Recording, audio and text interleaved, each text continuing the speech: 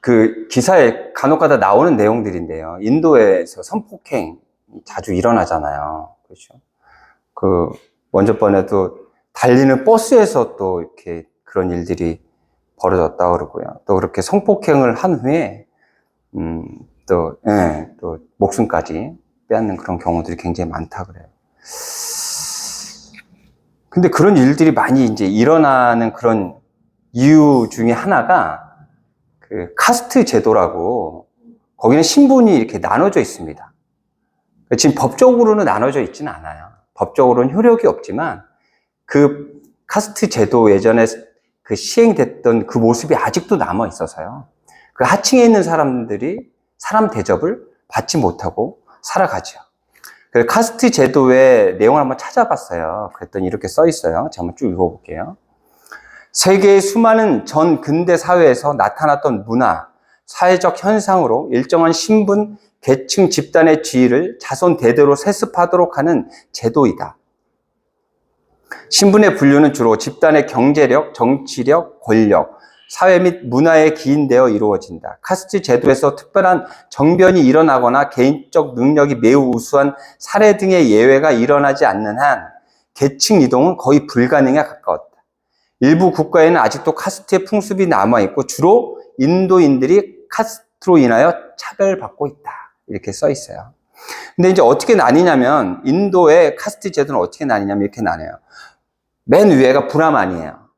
브라만, 그 계층, 브라만 계층인데 거기는 제사장들, 그러니까 종교 지도자들이 가장 높은 위치에 차지해 있고요. 그 다음에 크사트리아라고 왕, 귀족, 무사들이 그 다음 계층이에요. 그 다음에 바이사, 자영농, 상공업자. 그 다음에 수드라. 이 사람들은 농노, 육체 노동자들. 이렇게 네 개로 나눠져요. 그리고 또 한 계급인데 이 계급은 이 계급 안에 들어가지도 못해요.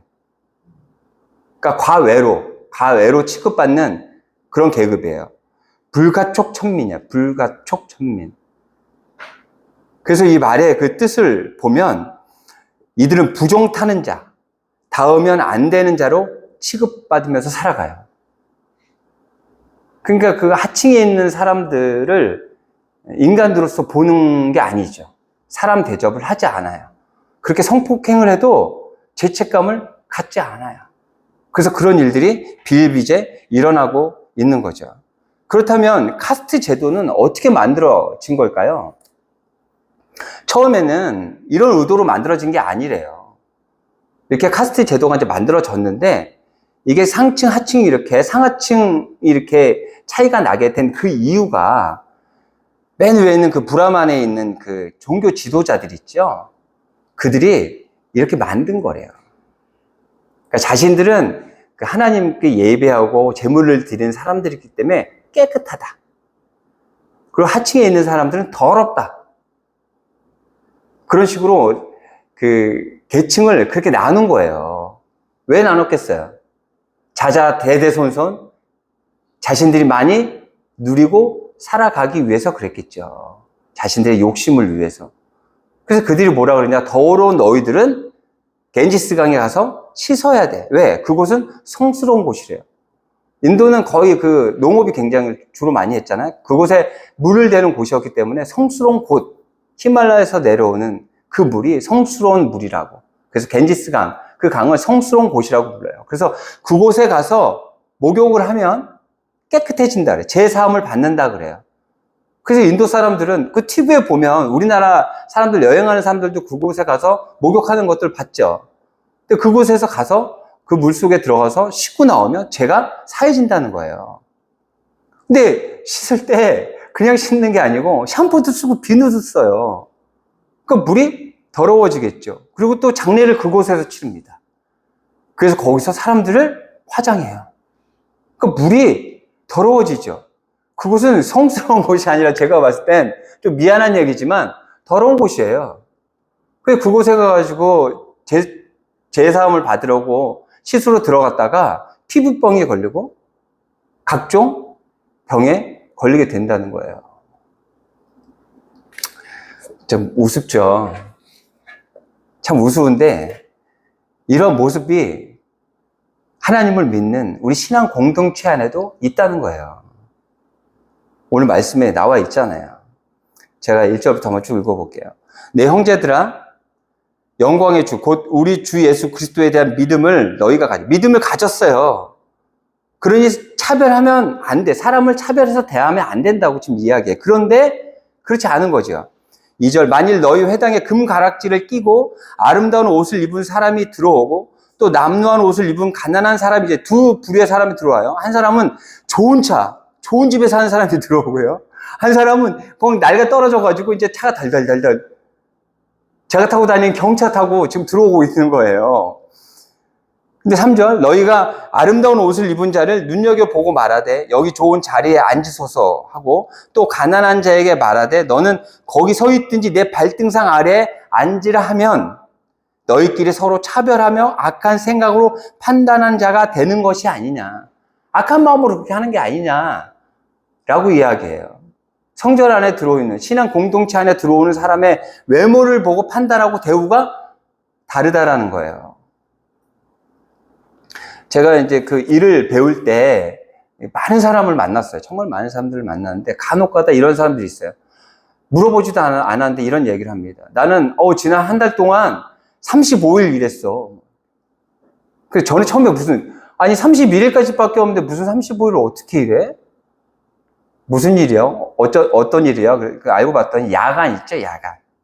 야간한 날까지 해서 35일. 어떤 사람은 40일. 물어보지 않았거든요. 제가 별로 안 궁금해요. 그 사람이 얼마나 일을 많이 했는지 궁금하지 않습니다. 근데 그런 이야기를 해요. 왜 그런 이야기를 왜 할까요? 나 이렇게 능력 인정받는 사람이야. 너희도 나 인정해야 될걸? 나 실력 좀 있는 사람이야. 같이 일하는 실장들이 내 얘기 듣고 아마 나 불러야 될걸? 나 부르면 너희들한테 도움 될 거야. 그런 마음들이 좀 포함되어 있지 않을까요?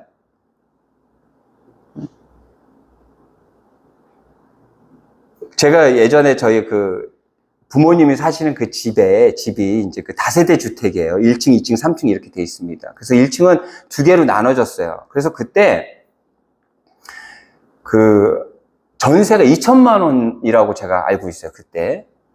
예전이죠. 제가 결혼하기 전이니까. 근데 그 곳에 사는 그 사람이 그때 무쏘가 굉장히 한참 유행할 때가 있었어요. 막 모든 사람이 무쏘를 타고 싶어 하던 그때가 있었어요. 근데 그 곳에 살던 사람이 무쏘를 타고 다녔어요. 그러니까 집은 2천만 원인데 차는 3천만 원이에요. 그래서 저는 좀 그게 의아했어요. 그 돈이면 좀 더 좋은 집에 가서 사는 게 좋지 않나? 저 차는 타고 다니다 보면 감가상각이 계속 떨어지고 계속 다니면서 그 가격은, 차 가격은 계속 내려갈 거 아니에요. 그러니까 저는 어린 나이에 잘 이해가 안 되더라고요. 집이 2천만 원인데 차를 3천만 원 타고 다녀. 그때 계속 타고 다니면 차값은 내려갈 테고. 왜 그렇게 하지? 그런 생각이 들었거든요. 이제 알죠. 보여지는 걸 중요시하는 사람들이다 보니 그러지 않았을까. 아니, 다를 수도 있죠. 굉장히 많은 운행을 하는 사람이어서 위험 때문에 그럴 수도 있는데 또 그렇지 않은 경우들도 많아요. 그 임대 아파트에 가면 간혹가다 정말 억 단위의 그런 스포츠카들이 세워져 있는 것들을 볼 수 있다니까요. 원래 그 임대 아파트에는 그런 사람들은 들어갈 수 없어요. 그런데 그곳에 들어가 살면서 차는 그렇게 좋은 차를 타고 다녀요. 또 어떤 사람들은 그렇게 여유가 안 되는데도 불구하고 좋은 차를 타는 이유를 물어보면 하는 사업이 그런 사업이기 때문에 사람들에게 좀 있게 보여야 돼.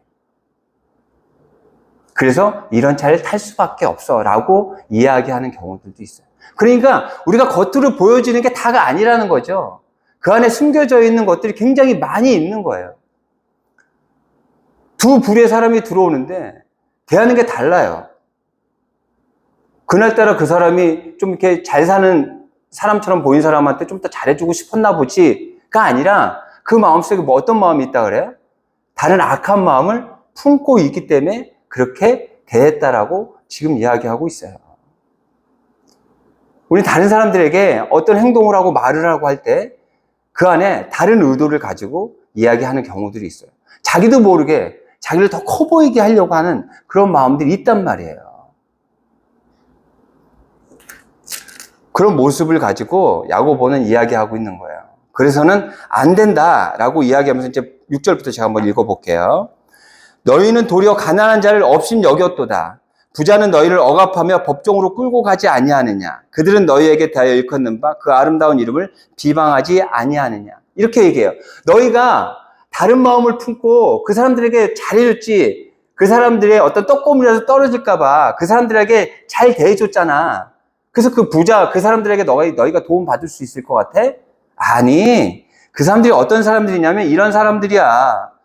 가난한 자를 업신 여기고 너희를 억압하고 법정으로 끌고 가는 사람들이 그런 사람들이야. 너 정신 똑바로 차려. 야고보는 이런 이야기를 하고 있는 거예요. 그러면서 하나님께서 가난한 자를 어떻게 대했는지 5절에서 이야기하고 있습니다. 내 사랑하는 형제들아 들을지어다. 하나님이 세상에서 가난한 자를 택하사 믿음에 부유하게 하시고 또 자기를 사랑하는 자들에게 약속하신 나라를 상속으로 받게 하지 아니하셨느냐. 봐. 하나님은 부자고 가난하고 그거 따지지 않았어. 가난하더라도 그들을 위해서 모든 것을 아낌없이 주셨던 분이 하나님이야. 너희들 부자한테 잘 보이려고 했지? 근데 그 부자들에게 이렇게 당할 수도 있다니까. 법정에 있으면 어떻게 될까요? 있는 사람과 없는 사람이 법정에서 싸워요. 뭐 100%는 아니겠지만 많이 갖고 있는 사람이 거의 이기죠. 9절입니다. 만일 너희가 사람을 차별하여 대하면 죄를 짓는 것이니 율법이 너희를 범법자로 정죄하리라. 차별하지 말래요. 차별하는 그 이유가 마음에 악한 마음이 있기 때문에 그렇다는 거예요. 그래서 차별하고 있다 그래요. 그 마음을 우리는 내려놓아야 돼요. 부자건 가난하건 같은 신앙 공동체 안에서 그렇지 않고 세상에서 사람들을 만나더라도 그런 악한 마음이 아닌 사랑의 마음으로 다가가고 그렇게 그들에게 마음을 전해야 한다는 것을 성경에서 이야기하고 있어요. 그런데 보세요. 이 야고보서는 있잖아요. 마틴 루터가 뭐라 그랬냐면 지푸라기 서신이라고 이렇게 불렀어요. 쓰잘데기 없는 그런 서신이라고 마틴 루터는 이야기한 거죠. 왜 그러냐면 마틴 루터는 이신칭의를 굉장히 중요하게 여긴 사람이에요. 믿음으로써 구원을 받는다. 그런데 이 야고보서를 보면은요, 내용이 어떤 내용이냐면 행함에 대한 내용들이 있어요. 그런데 마틴 루터가 좀 오해한 것 같아요. 근데 야고보서는 너 행해야 돼. 율법 지키면 너 구원받아. 이 얘기가 아니에요. 뭐냐면 너 믿음 있어? 믿음 있어? 믿음이 있다면 너 행함이 달릴걸? 믿음이 있는 사람이 그런 행동을 한다면 너는 믿음 없는 거야.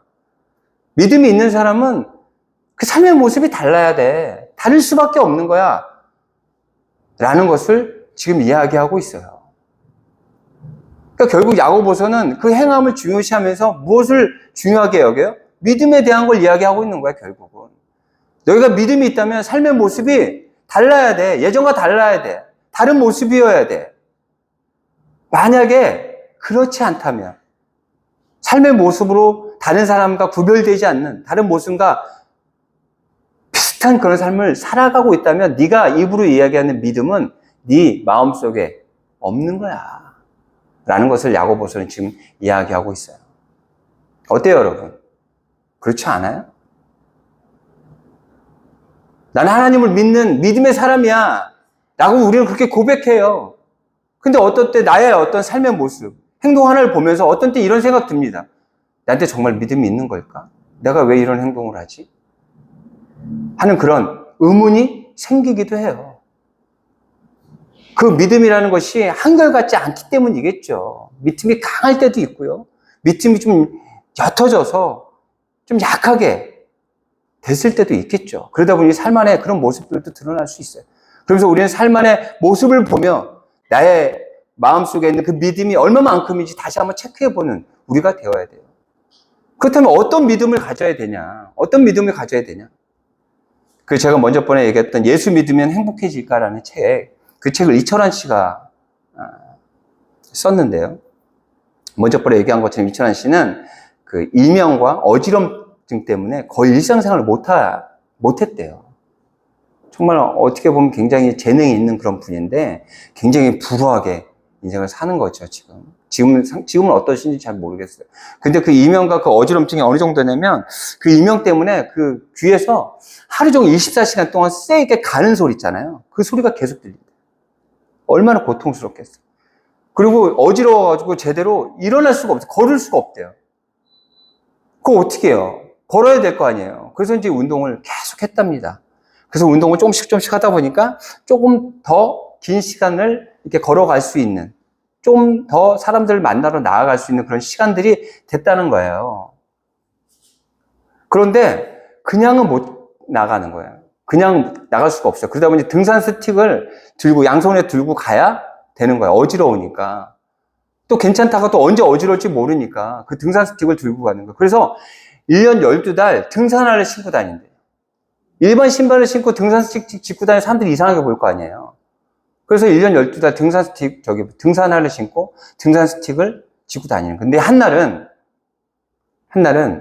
이제는 이제 등산 스틱을 안 짚어도 이제 조금씩 거동을 할 수 있는 그런 때가 온 거예요. 그래서 등산 스틱을 가방에다가 넣고 그리고 다니는 거예요. 그 하루는 그리고 나갔는데 등산 스틱을 놓고 온 거예요.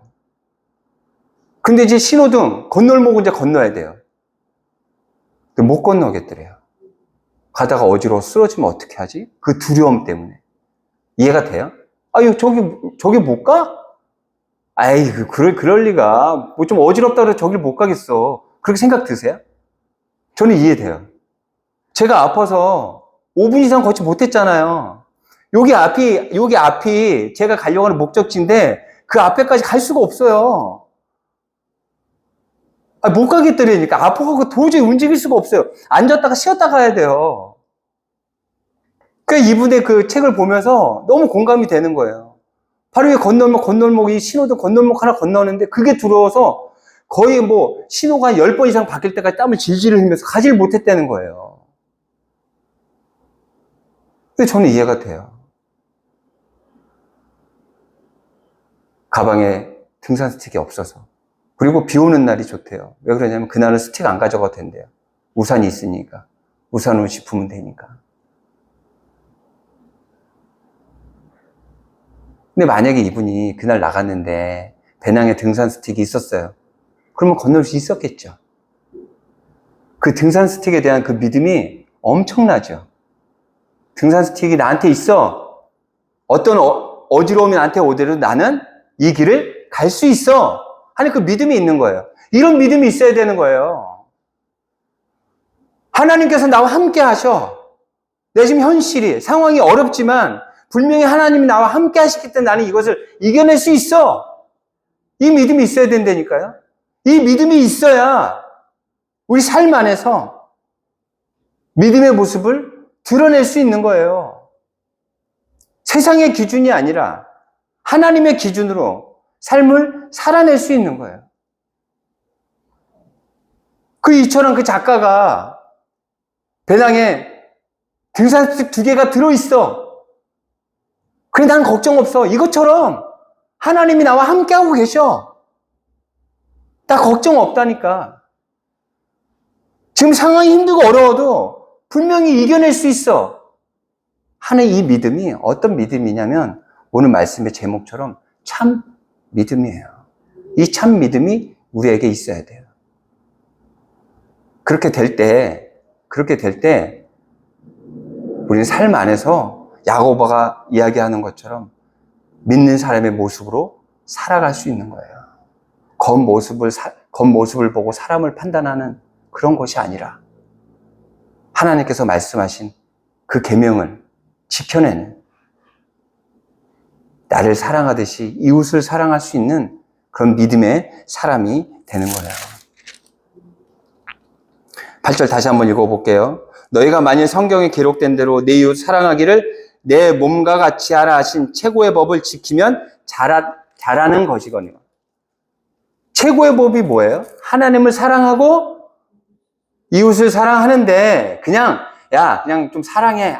그냥 좀 해내니까 좀 해봐. 좀 있으면 그래 너 10개 먹고 남는 거 하나 줘. 그런 사랑이 아니라 어떤 사랑이냐면 너가 너를 사랑하듯이, 너가 너를 위하듯이 다른 사람을 사랑하라는 거예요. 하나님을 사랑하듯이 다른 사람을 사랑하라는 거예요. 그러면서 이런 이야기를 합니다. 10절에 누구든지 온 율법을 지키다가 그 하나를 범하면 모든 범한 자가 되나니 간음하지 말라 하시니가 또한 살인하지 말라 하셨은즉 내가 비록 간음하지 아니하여도 살인하면 율법을 범한 자가 되느니라. 뭐냐면 이런 거예요. 중요한 것들은 잘 지킨단 말이에요. 근데 경한 것들, 작은 것들, 이 정도는 뭐 넘어가면 되겠지 뭐. 이 정도야 뭐. 한 그 작은 것까지도 지켜내야 된다는 거예요.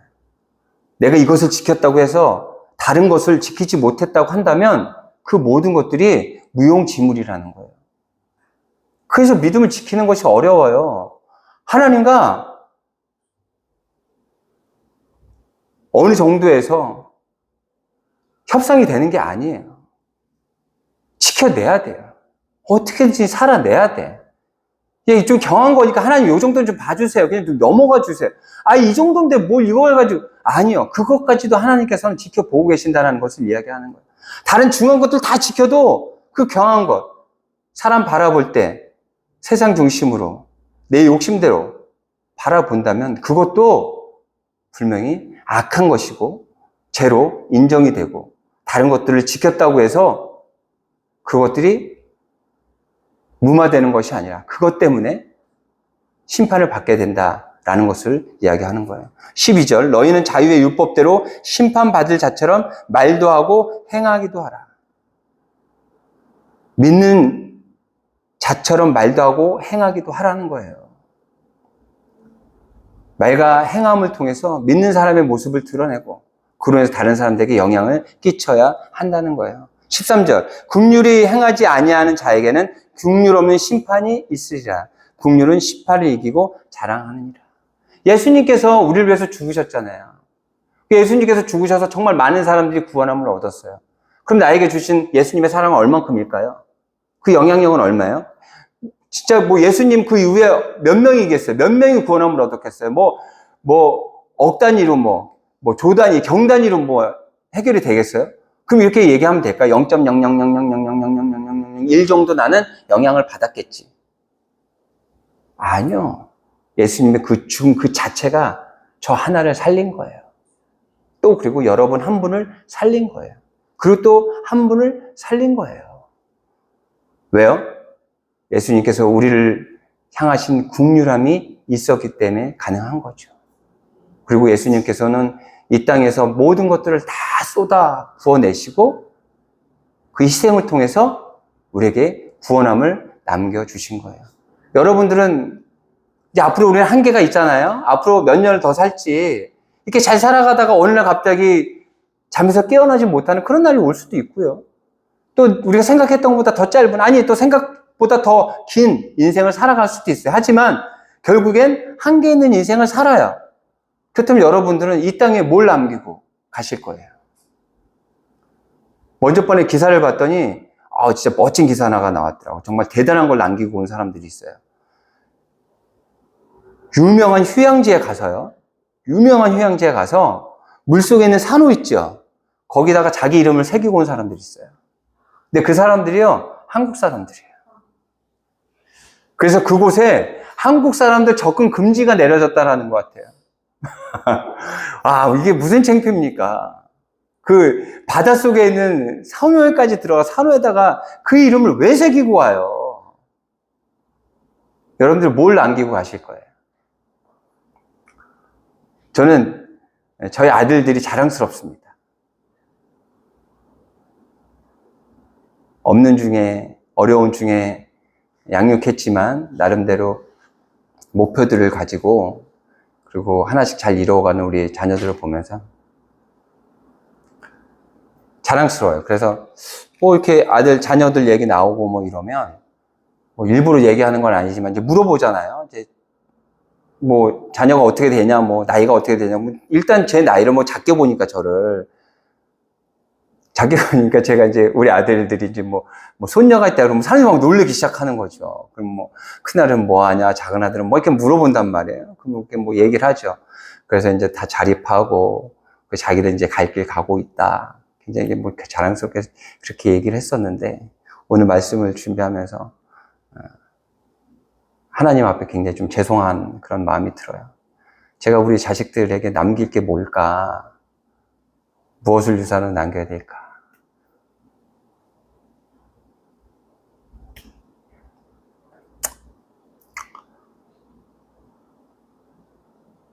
믿음을 남겨야 되는데, 네.